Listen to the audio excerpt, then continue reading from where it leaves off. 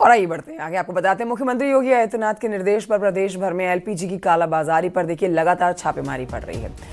2 दिन में 2554 छापे मारे गए हैं, जिसमें एलपीजी गैस वितरकों के खिलाफ 5 लोगों के खिलाफ एफआईआर दर्ज की गई है। एलपीजी गैस की कालाबाजारी में शामिल 35 लोगों के खिलाफ एफआईआर दर्ज करके 8 लोगों को गिरफ्तार भी किया गया है।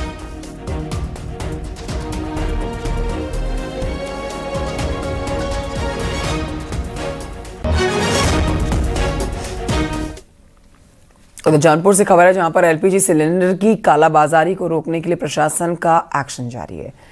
जिले के जिला पूर्ति अधिकारी ने 3 अलग अलग स्थानों पर कालाबाजारी करके 70 सिलेंडर जो जमा किए गए थे वो जब्त कर लिए हैं।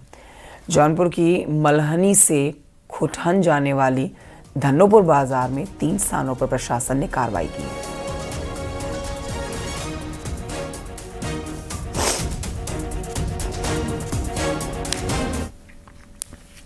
उधर बहराइच से खबर, जहां पर एक अवैध गैस रिफिलिंग की दुकान से 11 गैस के सिलेंडर्स बरामद हुए। मुखबिर की सूचना पर जिला पूर्ति अधिकारी की टीम ने छापेमारी की तो दुकान से 5 छोटे गैस सिलेंडर, 4 आधे भरे हुए घरेलू गैस सिलेंडर्स, 2 फुल घरेलू गैस सिलेंडर्स बरामद हुए। जाहिर हो रहा था कि 14.2 kg वाले डोमेस्टिक सिलेंडर का ये जो है दुरुपयोग किया जा रहा था और उसमें रिफिलिंग किया जा रहा था।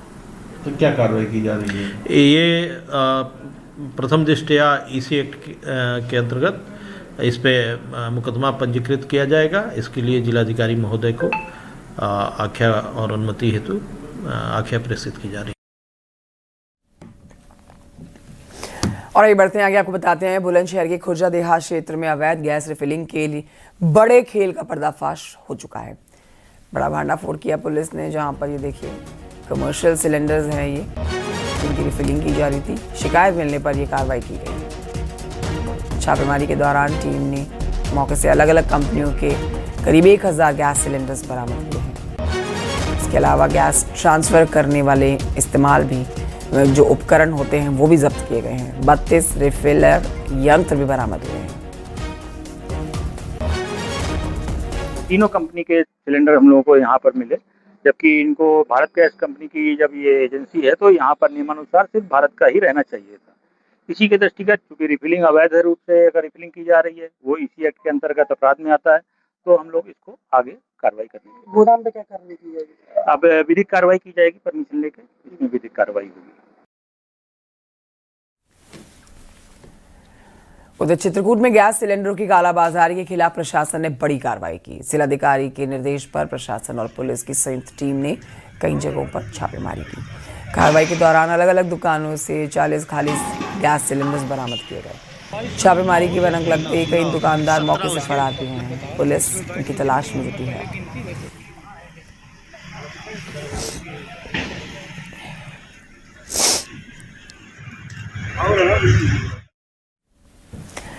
खबर गाजियाबाद से, जहां पर गैस की किल्लत को लेकर मचे हंगामे के बीच में प्रशासन अब पूरी तरह से एक्शन मोड में है। मोदीनगर एसडीएम में मुरादनगर की गैस एजेंसियों का औचक निरीक्षण किया। हमारे पास भरपूर है।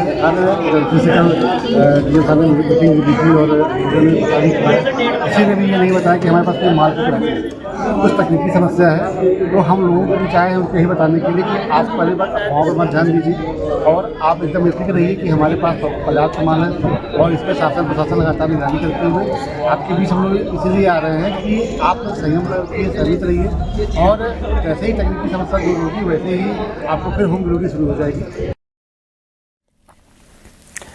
अम्बेडकर नगर से खबर, जहां पर एलपीजी गैस की भारी किल्लत के बीच में प्रशासन ने वैकल्पिक व्यवस्था शुरू की है। होटल रेस्टोरेंट संचालकों को वुड फ्यूल यानी कि लकड़ी का ईंधन इस्तेमाल करने के निर्देश दिए गए। शादी विवाह जैसे कार्यक्रमों में भी लकड़ी की सलाह दी गई है।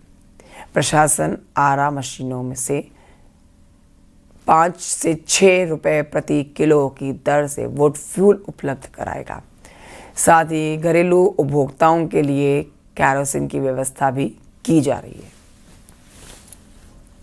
तो कमर्शियल के लिए हम लोगों ने अल्टरनेट व्यवस्था की है फ्यूल वुड की।